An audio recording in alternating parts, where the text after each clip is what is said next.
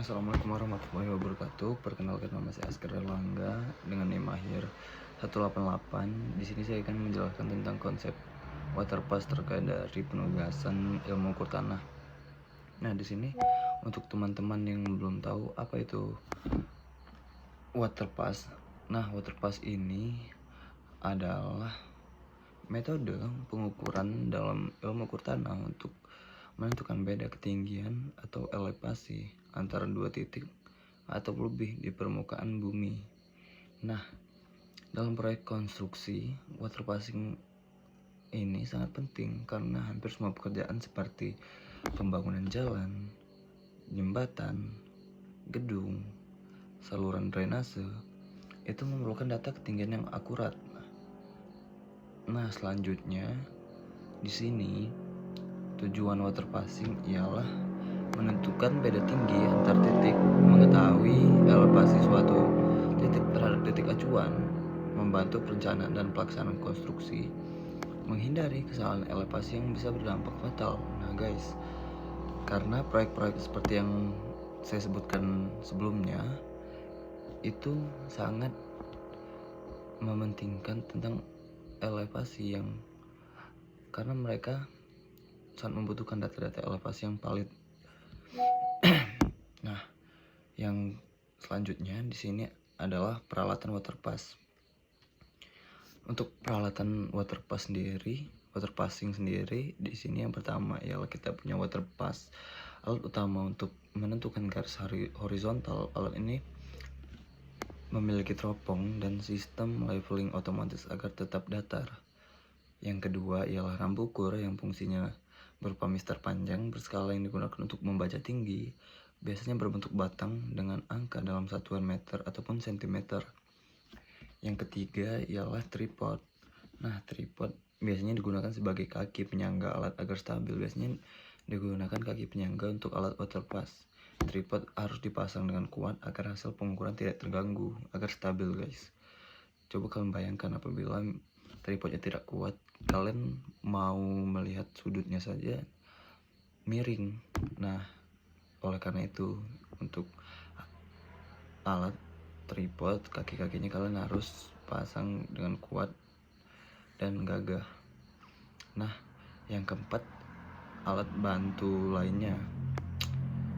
Yang pertama kita ada pita ukur. Biasanya pita ukur digunakan untuk mengukur dari patok ini ke patok satunya.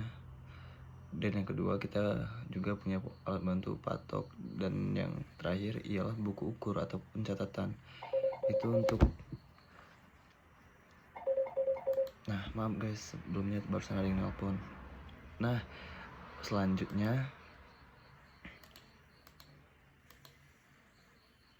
sabar ya guys.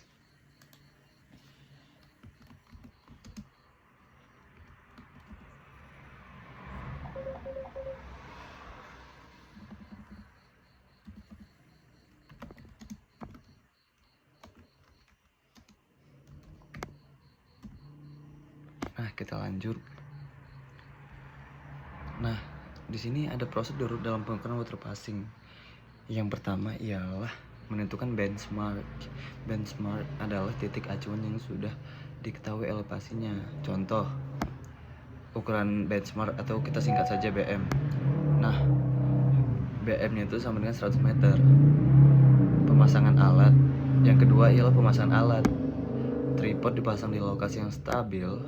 Waterpass diletakkan di atas tripod dan dilakukan penyetelan agar alat benar-benar datar. Nah, seperti yang saya bilang barusan, agar tidak miring.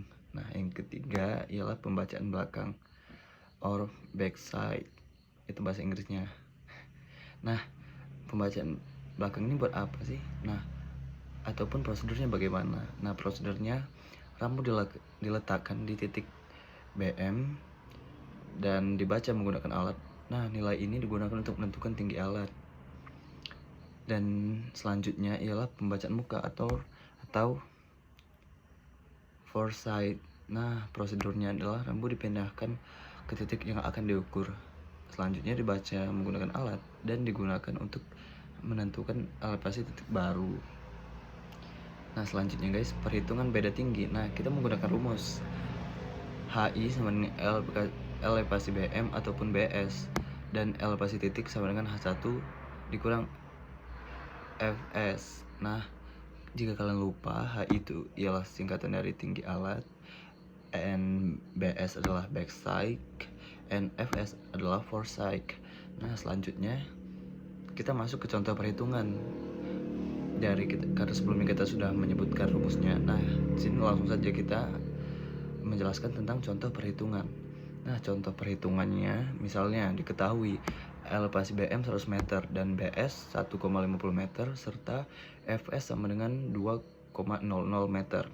Nah, langkah pertama ialah kita harus menghitung tinggi alat. Yang sama dengan untuk menghitung tinggi alat adalah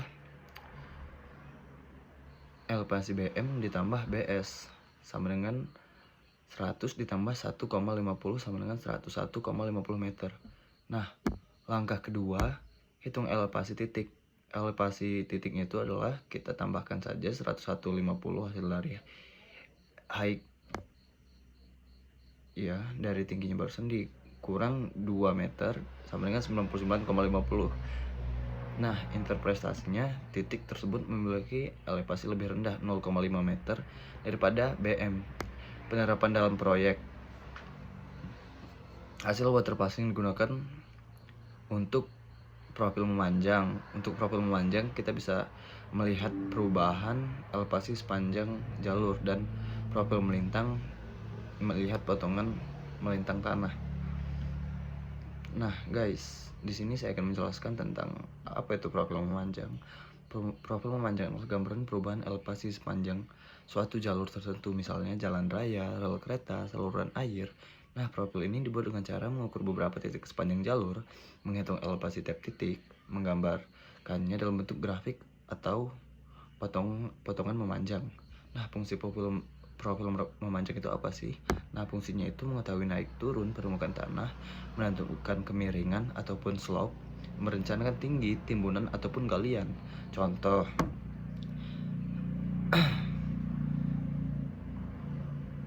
misalnya kalian ingin membangun jalan. Nah, kalian bisa menggunakan profil memanjang ini untuk menentukan tinggi timbunan agar jalan itu sendiri rata. Nah, selanjutnya ialah profil melintang. Profil melintang adalah gambaran potongan tanah tegak lurus terhadap jalur utama, biasanya diambil pada titik-titik tertentu di sepanjang profil memanjang. Nah, fungsi profil memanjang tersendiri ialah mengetahui bentuk permukaan tanah ke arah samping, menghitung volume galian dan timbunan, merencanakan lebar jalan ataupun saluran. Nah, begitu guys. Dan ini adalah penjelasan yang saya jelaskan. Semoga dari penjelasan ini dapat disimpulkan bahwa waterpassing merupakan metode penting dalam pengukuran tanah untuk menentukan elevasi dengan akurat. Dengan pengukuran yang tepat, maka perencanaan dan pelaksanaan konstruksi dapat berjalan dengan baik dan efisien serta dapat menghindari kesalahan. Dan saya akhiri, wassalamualaikum warahmatullahi wabarakatuh.